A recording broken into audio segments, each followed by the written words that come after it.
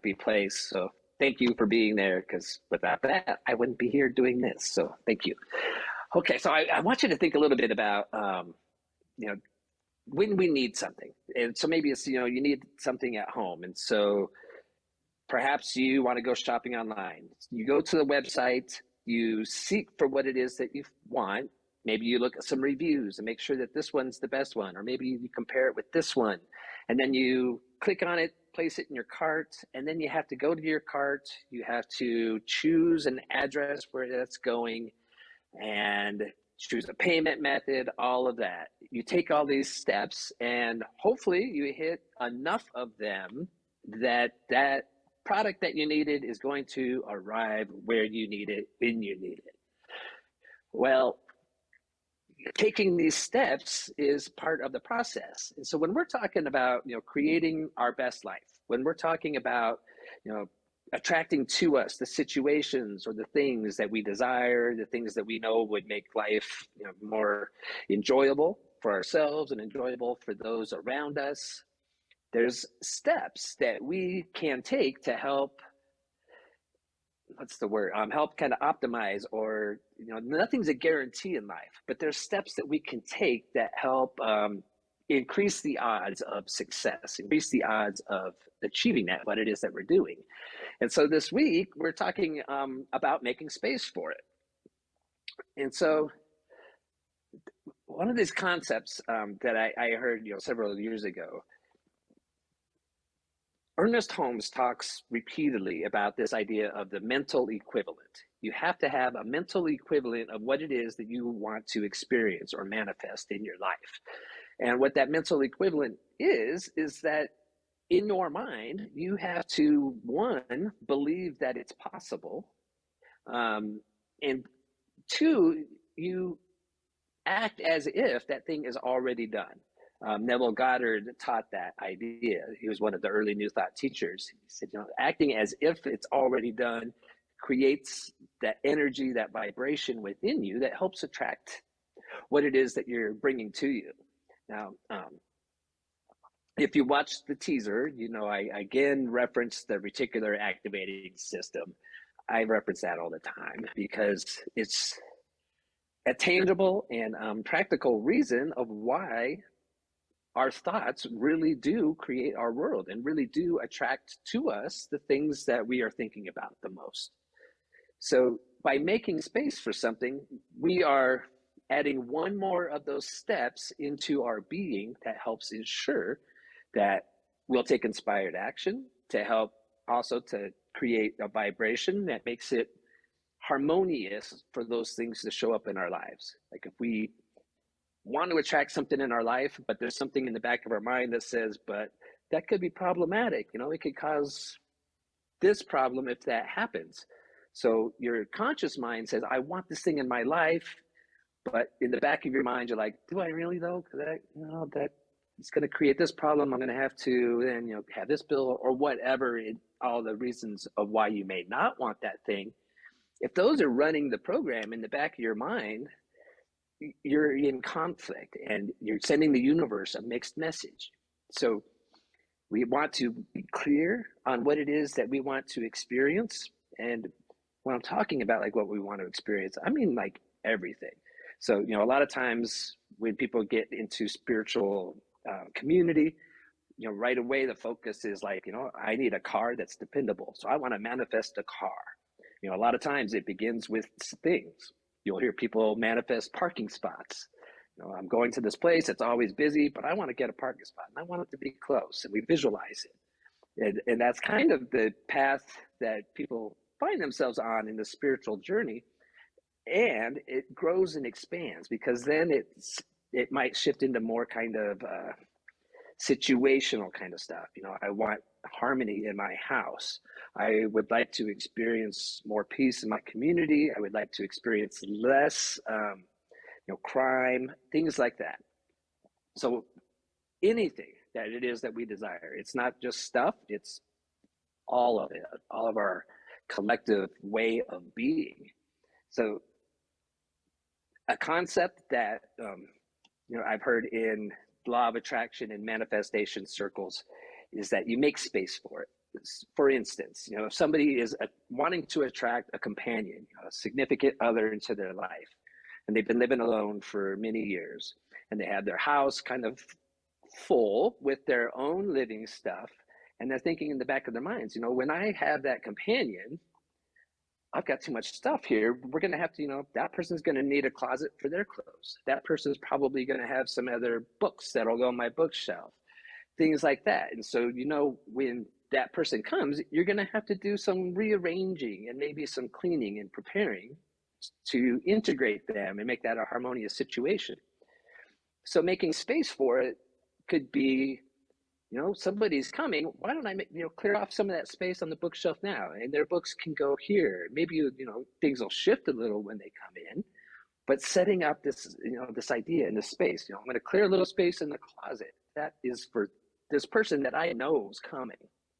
So part of the energetic behind this idea is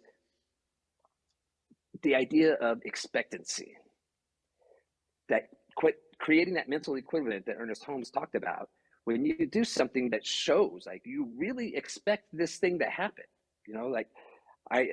if the person cleared out half of their closet, donated half of their clothes to the thrift store, all of those things, it sends a pretty clear message to our subconscious mind, which is where that reticular activating system comes in and helps filter information to us that helps make that happen. And it's also sending that intention out into the universe where the science of mind we teach, and I myself personally firmly believe that there is only one mind. And so when we think something in our mind, it's being thought in that one universal mind, which everybody is part of. So that person that you're attracting to you on a subconscious subjective level, it's receiving guidance from within that universal mind that this space is being created. Things start to happen. It's really important when we are trying to create our lives that we become clear on what it is, and then we start to expect it and take steps. So whether it's, if you're working a job and there's, that promotion that you want, and so you're thinking to yourself, well, when I get that promotion, I'll have to, start dressing a little nicer. I'll have to be working different hours to where maybe I'll need to start bringing a lunch to work with me. Things like this, that acting as if, like, okay, so if I have that promotion, these are the things I'm going to have to do. I'm going to start doing them now so that when that time comes, I'm ready. So I'm hoping that makes sense for everybody. So that's kind of how we can manifest the things to us and into our lives. Now, it doesn't end there. So, last week we did the white seashells of what it is that we're calling into our lives. But the week before that, we picked something that is in our lives that's not serving us, that we want to release. That's that same idea. We were making space for the next thing that we're going to call in. So this concept works with stuff and situations, but it also works with our own personal beliefs, our personal attitudes, that tape, that inner self-talk that we run just on a loop over and over again. We can affect and shift all of that in that same way. So we need to create space to hold the higher thoughts about ourselves, create space to hold the higher thoughts for our community, for the world at large, knowing that we are all part of that one. And so creating space within, we begin by going within. Just how Pam guided us through a lovely meditation today with some nice visualizations. We were planting seeds. We're always planting those seeds. But for, I think, the majority of people, and I certainly know this was true for me until I started studying these concepts, and it wasn't until, as Rev Shell pointed out, I took my first Science of Mind class that all of a sudden now I had like a regular schedule. Like every week I'm doing this homework. Every week I'm thinking about this. I'm writing this in my journal. It's those taking those steps. And the more of those steps you take, the more that it creates that reality that you're looking to experience. Yeah, 1 second here.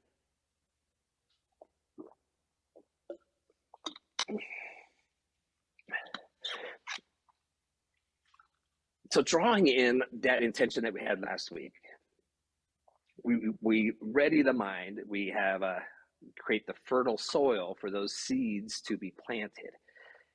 And so what I was talking about just a second ago is that for me, before I found Science of Mind, and what I think most people do, we kind of just go through life almost on an autopilot type way. We have desires, things come to us in our minds, and we're like, that would be nice. I would like to do that. And that's planting seeds. And sometimes that might be all it takes, all that's needed. And many other times it takes more than that. We're planting seeds, we're receiving guidance, we're taking action. So like getting back again to where I was before Science of Mind, just going through life on autopilot with those desires, we're not setting anything in motion that helps attract all that to us. And so then it still ends up being kind of this living at the whim of the world around us. We have desires and intentions, and we might kind of point ourselves in those directions, but if we can add on more of these steps and efforts of creating the space and creating that vibration, then the chances, the probability of these things happening, they greatly increase.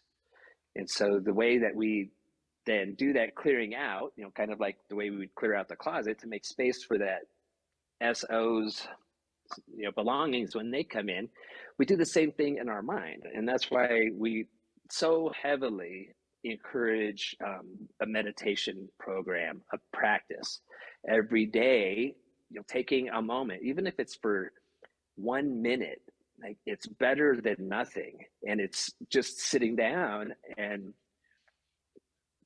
a million ways of meditating. There's no wrong way. Setting that intention and then taking that action to do it is the most important part. And so, I don't want anybody to ever feel that it's got to be a certain way. It's got to be a certain amount of time. I have to sit, specifically rigid. Just begin right where you are and just begin by observing. The more times that we just go within, we watch our breath, and then as we're watching, and then thoughts about yesterday come up, or worries about the future come up. When we take notice of those things, that's our mind learning to be focused, learning to be intentional. So then when those other things come up, if it's something that serves us, we recognize it. If it's something that comes up that's, I'll use the word negative, because in our physical reality, we definitely have negative and positive things. That's part of our experience to help us decide who and what we are. So then as some of those thoughts that come up that are negative, maybe you're intending to, what's a good example? You're intending to hike more to get in better shape. So then when you're meditating, you're taking your time to clear your mental space, to make space for the attitude that says, I am healthy. I am, today it feels good to go outside and exercise. So then when we're in our quiet time in our mental space, and you're sitting there, and then a thought pops up that says, it's hard work going out and, walking around through nature. I don't know if I want to do it. So you hear that thought, like it's hard work. So then just observing it, like, okay, that thought was there, but that's not true. So that's a thought I'm going to weed out. And instead, I'm going to place in a new thought that says, moving my legs feels good and it makes my mind feel better. Something along those lines. And so the more time that we spend in our quietude, intentional time to go within, see what thoughts are rolling through our head, we are making space for the thoughts that serve us. And we learn to recognize, the thing that we wanted to release, we release it, and at the same time, from my experience and practices, those things still are there. We release them, but depending on how ingrained it was, how traumatic or intense something was, there's residual energy and thoughts that remain. And so as we're going through our days and our week, through our whole year, anytime that thing that you released kind of peeks in a little bit, that's your opportunity again to clear that space. And then, like thinking the perfect antidote is to then call in what your shell intention was. So can only hold one thought at a time. So when you find yourself in a place of fearful thoughts, a place of worry about the future or what's going to happen even just today, taking a breath and patting yourself for having that recognition, and then drawing in a thought that is more conducive. And through that process, you create a way of being, you create a vibration that makes it conducive for your life situation to change and improve. And that reticular activating system, when you've made that decision and you made that choice, as Ralph Waldo Emerson told us, the universe conspires to make that happen. When you have become clear on something and you made a choice and you're like, yes, I'm marching in that direction. I'm no longer just having a vague wish or a vague desire of what I want to see. I decided now I want that in my life and I am going to move towards it. And when we do, the universe does seem to work with us and make it happen. And it's really amazing how it can.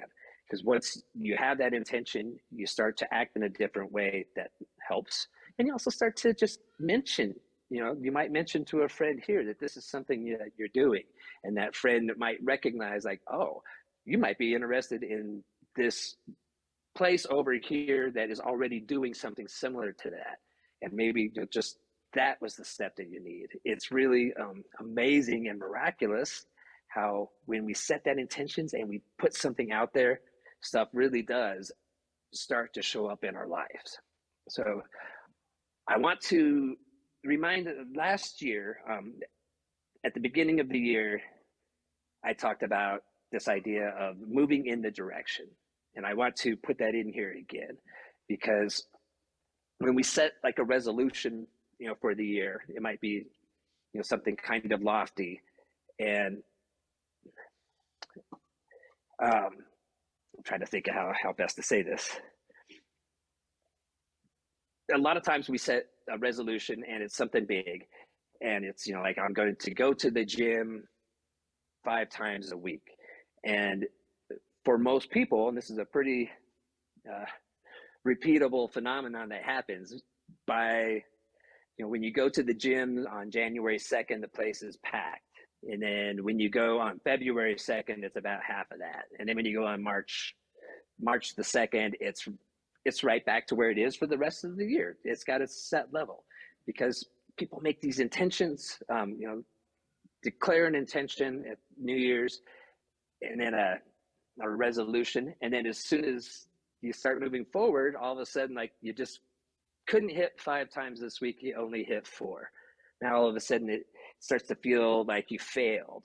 And so then that next week, it's easier to say, well, my resolution's already shot, so I guess I don't really have to go to the gym today. And our dreams and our intentions and goals just kind of get squashed. And so instead of setting like this huge resolution or setting like, these big things that we like have to stick to, instead of making it an end goal, we make it a direction. So I want to get healthier in this year. And if I could go to the gym 5 days a week, that would certainly help. That would be great. But there's a lot of other things that can also contribute to my health. And so if I forget to go, or if I'm unable, don't have the motivation to go to the gym this day, that's okay. I'm pointing in that direction. I can go tomorrow. I'm not going to lose the motivation. I won't let myself skip twice in a row. But since I did skip and I'm here at home, what is one little thing that I can do today that moves me in that direction? And I will do that. And maybe it's, yeah, I guess, the other idea I want to put here is don't underestimate the value and the importance of those small little steps. Um, I was speaking with my uncle recently, and he talked about a book called Atomic Habits, and it's the idea that just getting 1% better every day, one tiny amount, one thing that moves you in that direction of that intention or goal, has huge power. Think about the idea of water. One drop of water, if it keeps landing on a stone, on a flat rock, over and over and over again, eventually that rock will have an indentation where that water has just repeatedly hit. There's power in little things that are repeated over and over again. And so just creating that direction that we want to move in, and then taking a small step, at least a small step, every day in that direction, it starts to create that reality around us. Now, you've heard me talk a lot about the idea of the macro and the micro, as above, so below. Everything in this universe is connected, and it all works in like ways of repetition, like fractals. So our individual spiritual work, it comes about of setting an intention of what we want to see, and then going within and seeing what's there that blocks that, and then using, as we block it, then we're creating the space to positively affirm what it is we're experiencing. We do that on a collective level as we start to collectively make intentions to create harmony and peace. The things that are not harmonious and peaceful will come to the surface. They will come to our awareness in order for us to say, that's one of those things that's a barrier to what we want to experience. So we need to, instead of this concept, this idea, or repeated prejudice or biases of the collective, instead start to plant like what it is that's true. What is it that we want to experience, creating that space for that future that we want to manifest, that we are manifesting in the now. And so it's everything that we do within ourselves contributes to that collective shift, and every small little drop contributes over and over again. And so really, just becoming aware in our minds of what we're repeating, the thoughts and the ideas that we're repeating. Okay, so today is my last Zoom talk coming in from Colorado, and I think it's starting to hit me a little bit. I think I've been in denial that my time at Cape Coral is coming to an end, and it's starting to get a little emotional for me because I've really come to love everybody there. It's a really awesome community, and so it's hard. With that being said, what I'm trying to do is become clear on like what is it that I really want to make sure I leave in the minds of people there. And it's this idea. If I can get Cassie to forward the slides, it's just one slide, and then we'll have our regular 3 slides. But this slide sums up on what it is my philosophy for the world is. So if she can go one forward. So this is a quote from Chief Seattle, and he said, "Humankind has not woven the web of life. We are but one thread within it. Whatever we do to the web, we do to ourselves. All things are bound together." So this is what I want to make sure that I this is part of my rebranding of myself, I guess, of really trying to find like what my intention and what my niche might be. And it's this idea I talked about last week of the good kind of selfish. We all affect one another, and kind of the ways we talk about creating the shift in consciousness, creating a world that works for everyone, but a shift in consciousness to where we have evolved mentally and spiritually, and then that also contributes to our physical reality. It is our old ways of being, was kind of like take care of me and take care of mine, first. We have to do that. And that's served us well. It's gotten us to where we are. But we've gotten to a point now where if we want to move forward, if we want to create a new way of being, we have to recognize that when one person's suffering, we're not all there. And if we want to not experience, crime and jealousy, theft, and violence, we have to make sure that we're meeting the needs of everybody. If everybody's needs are being met and addressed, a large, if not all, a large portion of those other challenges would disappear. By wanting the best for somebody else, that's how we help ensure the best for ourselves. If you want something in life, you learn how to give that to another person and see how it shows up for you. And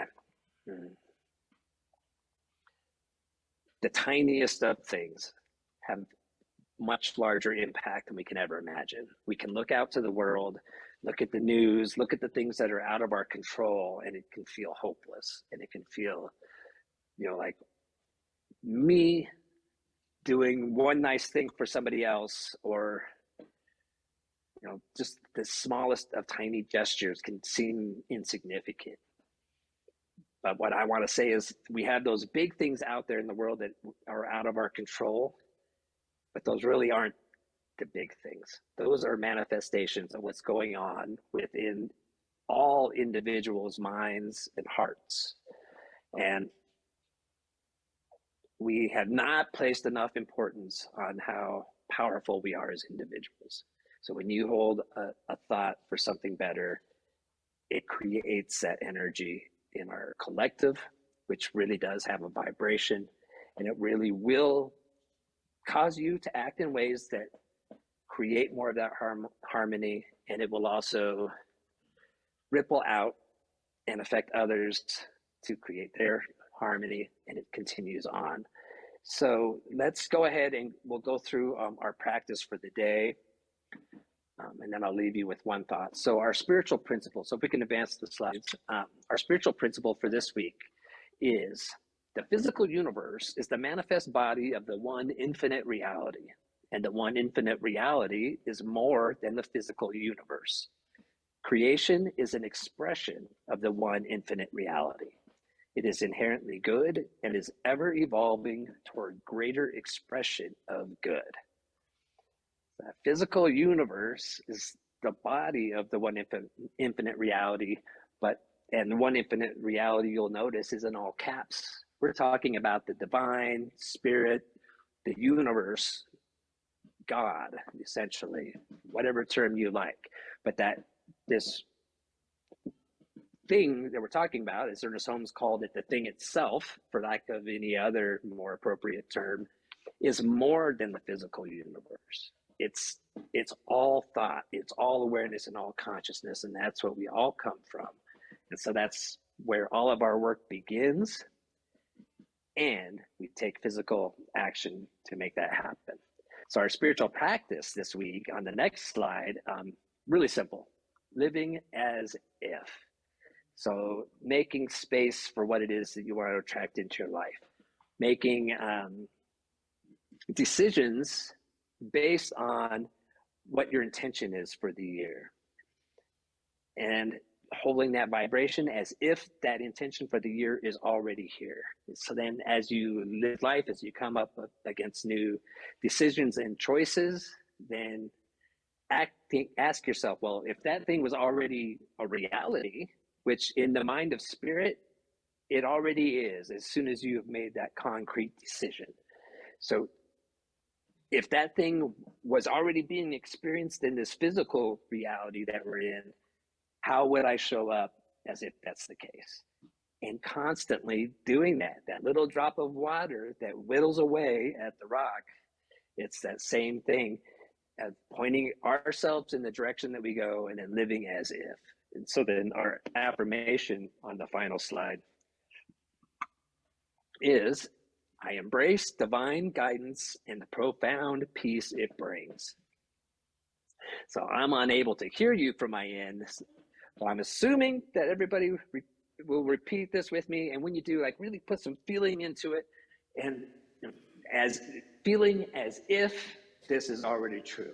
So let's read this together with some feeling and some oomph. I embrace divine guidance and the profound peace it brings. One last time. I embrace divine guidance and the profound peace it brings. And so that divine guidance that does come to us, the more that we're able to still our mind and invite that divine guidance, the more that it shows up for us, and the more part of our nature it becomes. And I make this promise to you: if you take these steps, if you set these intentions, and if you daily do something, even the most tiny of things that point you in that direction of your intention, your life situation will improve. There's no guarantee that everything's going to be exactly how you pictured, which the universe is wonderful because it shows up in ways that you could have never imagined. And there's nothing that guarantees this end result. And there's nothing that guarantees what I'm saying here, where I promise you will experience life in a more powerful way. And there's always the possibility that that's not going to happen. But we increase the probability that it is by taking these steps, and that is worth it. And when you do that, it's a pretty bold thing to say, I promise, but I am really pretty certain that if you do these things, you will experience life in a grander way than what you're experiencing now. It'll take on more meaning and more purpose, and that, to me, is worth it. So with that out there, I want you to take within mind what it was that you wrote down on your white shell. If you weren't here, taking in mind what is one of your intentions for the end, for 2025, and then moving towards that. So let's take that intention into your mind and making yourself comfortable, however you like to be when you go into contemplation or prayer, and just begin by acknowledging that we are part of one infinite universe, one infinite mind, all consciousness. There's only one thing in all existence, and we are it. We are that existence. We are that manifestation, and we are that one consciousness. So as we draw our minds to it, it draws its mind to us. It is one, intermingled, and our desires and intentions are the desires and the intentions of the universe, which is why there's so much power behind our desires and intentions. So when we make that choice, the universe has placed that option within us, and by its desirability means that its fulfillment is in the realm of possibility, and Spirit is there to help. So I take these words to affirm that Spirit is whispering, or maybe even yelling, in the ears of all people on their spiritual path. Of everybody that's hearing these words today, Spirit is welcoming you. Spirit is part of your experience, and Spirit brings you here, and your intention brings Spirit within, and through it all, we are lifted up into a higher space. And so I affirm and avow that each and every person that hears these words, that there is mind speaking to them and through them, and that there is power behind that. I offer gratitude for each and every person seeking to up level in their lives, seeking to experience more harmony and joy. And I also offer gratitude for everyone out there that holds ideals and visions that are opposite of mine, because I know it's all part of that infinite nature. I know that there is nobody at the core level on this planet who is actually against me. On the physical level, we may have our disagreements, but underneath, our life impulse is moving us all to that same place, which is to that place of enlightenment, that place of full experience of the divine. So in gratitude for each and every individual and especially those that I disagree with, because I know that that is where the moment of truth is when we see the highest and best for somebody else, especially those that we consider in opposition. Then we can truly find solutions that incorporate the infinite nature of what we are and create something grander than anything we could have imagined when we're stuck in our little bubble. So I affirm and avow that Spirit's working through us. I affirm and avow that each of us are a strand in that web of life, and that as we move forward, what we do, what intentions we hold, is creating our reality. So in gratitude for it all, and for all of you, I say thank you, and so it is. All right. Well, thank you, everybody, for your presence. Thank you for hearing. And thank you for just being that love with a capital L in this world, because we are, and you are, creating a world that works for everyone. And so I would now like to invite